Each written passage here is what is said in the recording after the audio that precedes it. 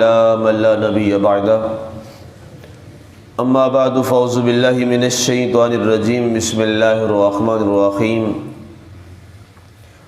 سورۃ الحجرات مکیہ مدنیۃ یا ایھا الذین آمنوا لا تقدموا بین یدی اللہ ورسولہ واتقوا اللہ ان اللہ سمیع علیم۔ سورہ حجرات مدنی صورت ہے، آیات اس کی 18، 2 رکوع۔ اے ایمان والو، اللہ اور اس کے رسول سے آگے نہ بڑھو اور ڈرو اللہ سے، بے شک اللہ تعالیٰ سننے والا جاننے والا ہے۔ سبحان اللہ۔ آج ہماری سورہ حجرات کی آیہ مبارکہ نمبر 1 کے ترجمہ اور تلاوت کا شرف حاصل ہوا۔ سامعین، آج ہم سورہ فتح کی تفسیر اور ترجمہ مکمل کرنے کے بعد رب ذوالجلال کے کرم سے سورہ حجرات کے ترجمہ اور تفسیر کا سفر کا آغاز کر رہے ہیں۔ سبحان اللہ۔ اللہ تعالیٰ اس سورہ مبارکہ کو بھی ہم سب کو صحت و سلامتی کے ساتھ تکمیل کی توفیق نصیب فرمائے۔ اللہ تعالیٰ نے اس سورہ مبارکہ کا آغاز اپنے نبی صلی اللہ علیہ وآلہ وسلم کی عظمت اور شان کے ساتھ اس کا آغاز و ابتدا فرمائی ہے اور ایمان والوں کو مخاطب فرمایا۔ قرآن پاک کا یہ اسلوب اور طریقہ ہے کہ جہاں بھی اس نے اپنے نبی صلی اللہ علیہ وآلہ وسلم کے آداب بجا لانے کی بات ارشاد فرمائی ہے اور جہاں اس نے ایک بڑی خاص انعامات کی باتیں فرمائی ہیں، تو وہاں پر اس نے اپنے مخاطب جو ہیں وہ ایمان والے رکھے ہیں، اس لیے کہ اللہ کے رسول کی عظمت کا پتہ کسی منافق یا کسی کافر کو تو نہیں ہے کہ اللہ کا حبیب کیا مقام رکھتا ہے۔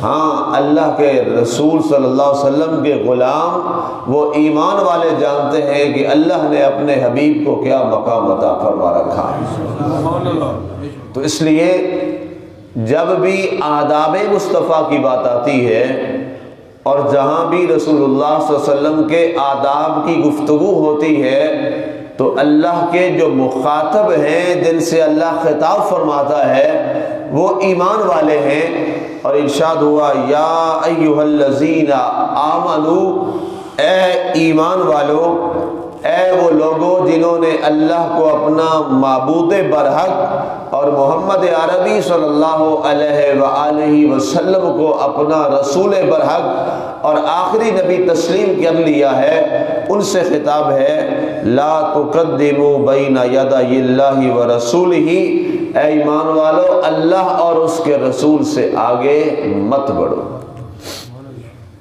اب یہ جملہ بڑا اہم ہے۔ اللہ تعالیٰ نے اپنے نام کے ساتھ اپنے حبیب صلی اللہ علیہ وآلہ وسلم کا بھی ذکر فرمایا کہ اگر جیسے اللہ سے آگے بڑھنے کی اجازت نہیں ہے، اسی طرح سے اللہ کے رسول سے بھی آگے بڑھنے کی اجازت نہیں ہے۔ اس بارے میں مفسرین نے بڑی تفصیل سے سیر حاصل گفتگو فرمائی ہے۔ اس کا لب لباب میں آپ کے سامنے پیش کرتا ہوں۔ ہر وہ کام، چاہے وہ نیک اور بہت اچھا کام ہے، اگر اسے رسول اللہ صلی اللہ علیہ وسلم کی اتباع کے بغیر کیا جائے تو اللہ تعالیٰ اس نیک کام کو بھی اپنی بارگاہ میں قبول نہیں فرماتا۔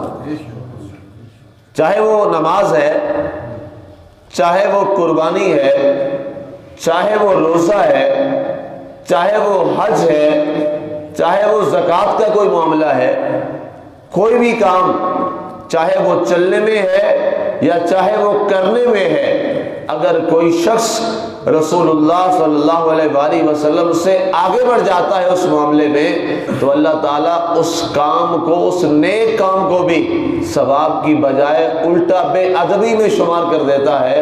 اور کمال بات یہ ہے کہ اللہ سے تو آگے کوئی نہیں بڑھ سکتا، یہ تو آتا ہے نا جی کہ اللہ سے تو آگے کوئی نہیں بڑھ سکتا، لیکن یہاں اللہ نے فرمایا اللہ سے آگے نہ بڑھو اور اس کے رسول سے آگے نہ بڑھو۔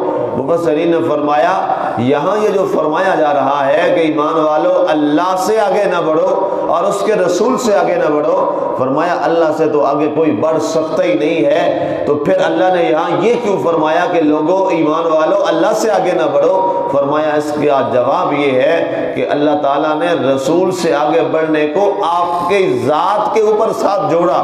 فرمایا جو رسول سے آگے بڑھتا ہے گویا وہ خدا سے آگے بڑھ رہا ہے، گویا رسول اللہ صلی اللہ علیہ وسلم سے آگے بڑھنا اور نعوذ باللہ ان سے سبقت لینے کی بات کرنا، یہ صرف رسول سے سبقت لینے کی بات نہیں ہے بلکہ اللہ سے آگے بڑھنے کی بات ہے۔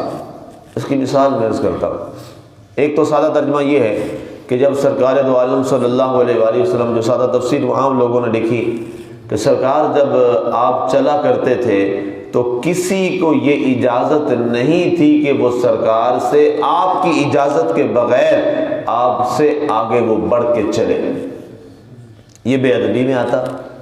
اور سرکار کی نعوذ باللہ بے ادبی کیا ہے؟ کفر۔ سرکار کی جو بے ادبی ہے یہ کیا ہے؟ یہ کفر ہے، یہ کفر ہے۔ آج اس چیز کو ہمارے دلوں سے نکالنے کی کوشش ہو رہی ہے کہ یہ مسلمان کے دل سے کسی طرح سے رسول اللہ صلی اللہ علیہ وآلہ وسلم کی محبت اور سرکار کا ادب نکال دیا جائے، استغفر اللہ والعیاذ باللہ، اور سرکار صلی اللہ علیہ وسلم کی ذات پاک کے حوالہ سے لوگوں میں جان بوجھ کر کنٹروورشل ایک مزاج بنایا جاتا ہے۔ لیکن یاد رکھیے گا رب ذوالجلال نے جیسے قرآن کی حفاظت کا خود ذمہ لیا ہے، اسی طرح قیامت تک کے لیے اللہ نے اپنے حبیب کے مقام اور شان اور عزت کا ذمہ بھی خود لے رکھا ہے۔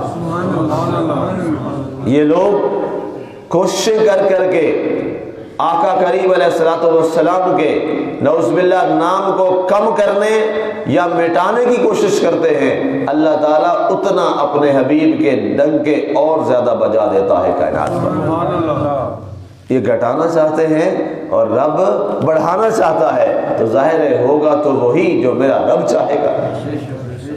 جس رب نے یہ اعلان کیا ہو قرآن پاک میں وَلَلْآخِرَةُ خَيْرٌ لَكَ مِنَ الْأُولَىٰ، اے پیارے حبیب ہر آنے والی گھڑی تیری پہلی گھڑی سے بڑھ کر ہو۔ اور یہاں پر جو لوگ بھی آئے جنہوں نے آقا کے نام کو مٹانے کی ناپاک کوشش کی، اللہ تعالیٰ نے انہیں تو مٹا دیا ہے، لیکن میرے آقا کا نام کل بھی زندہ تھا، میرے آقا کا نام آج بھی زندہ ہے، قیامت تک زندہ رہے گا، اور قیامت کے بعد بھی ڈنکے بجیں گے اور جھنڈا بلند ہوگا تو محمد عربی صلی اللہ علیہ وسلم کا ہی ہوگا۔ اس لیے وَرَفَعْنَا لَكَ ذِكْرَكَ، یہ رب کا اعلان ہے، یہ رب کا اعلان ہے۔ اب کوئی گھٹانا چاہے، رب فرماتا ہے میں تو وارفع نہ کرنے والا ہوں، میں تو حبیب تیرا نام بلند کرنے والا ہوں، رفتیں ادا کرنے والا ہوں، لیکن یہ ضرور ہو جائے گا کہ آقا کے نام صلی اللہ علیہ وسلم کی بلندی میں جس نے اپنا حصہ ملایا، اللہ قیامت کے روز اس کو بھی اور دنیا میں بھی اللہ تعالیٰ اس کو بلند فرما دے گا، اللہ تعالیٰ انہیں بلند فرما دے گا۔ اور آج اگر کوئی یہ چاہتا ہے کہ اس کا مورال بلند ہو جائے، اس کا نام بلند ہو جائے، اس کا کام بلند ہو جائے، تو وہ بھی آقا کی رفت اور بلندی کی بات کرنے اور اس میں شامل ہو جائے مشن میں، اللہ تعالیٰ دنیا اور آخرت میں اسے بلندیاں عطا فرما دے گا۔ فرما ایک تو یہ ہے کہ جب چلے کفار جو ہیں وہ جان بوجھ کے حضور سے آگے بڑھ کر آگے چلنے کی کوشش کرتے تھے، تو اللہ تعالیٰ نے اپنے نبی کے غلاموں کو فرما دیا یا ایھا الذین آمنوا لا تقدموا بین یدی اللہ ورسولہ، اے ایمان والو اللہ اور اللہ کے رسول سے آگے نہ بڑھو۔ اب اللہ تو ظاہر دنیا میں کسی نے چلتا ہوا تو نہیں نہ دیکھا، ظاہر ہے وہ تو اس انداز میں چلنے سے پاک ہے، اللہ تو چلنے سے پاک ہے، لیکن یہاں کیا فرمائے گا کہ اللہ سے چلنے میں آگے نہ بڑھنا، تو ظاہر ہے اللہ تو نہیں ہے۔ فرمایا جو رسول سے آگے چلنے میں بڑھتا ہے گویا وہ اللہ سے آگے بڑھنے کی بے ادبی کی کوشش کر رہا، لہذا وہ بے ادب اور کافر ٹھہرا، گستاخ ٹھہرا، کافر ٹھہرا، مرتد ٹھہرا۔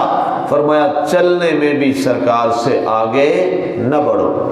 صحابہ کرام رضوان اللہ تعالی علیہم مجمعین فرماتے ہیں کہ ہم جب سرکار دو عالم صلی اللہ علیہ وسلم چلا کرتے تھے تو ہم سرکار سے بہت پیچھے رہتے کہ سرکار صلی اللہ علیہ وسلم جو ہیں وہ نمایاں نظر آئیں، ہر ایک جہاں بھی تشریف لے جاتے تو ہم سرکار سے پیچھے۔ ادب کی بنیاد پر اتنا ادب تھا کہ جہاں سرکار دو عالم صلی اللہ علیہ وآلہ وسلم کے قدمین شریفین لگتے تھے، ہماری کوشش ہوتی کہ ہم میں سے کسی کا پاؤں بھی سرکار کے نشان قدم پہ نہ آئے۔ اتنا ادب تھا بارگاہ مصطفیٰ صلی اللہ علیہ وآلہ وسلم کا۔ ایک تو یہ ہے کہ نبی سے آگے نہ بڑھو، رسول اللہ صلی اللہ علیہ وسلم سے آگے نہ بڑھو۔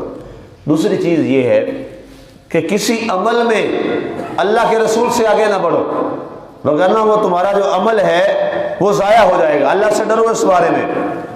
اس کے شان نزول کے حوالے سے یہ بات بھی لکھی گئی کہ ایک دفعہ ایک صحابی رسول تھے، انہوں نے قربانی کا جو جانور ہے وہ سرکار کے پاس آ کے انہوں نے نماز عید الاضحیٰ جو ہے وہ ادا کرنی تھی، تو انہوں نے کیا کیا، انہوں نے قربانی کا جانور جو ہے وہ پہلے کر لیا۔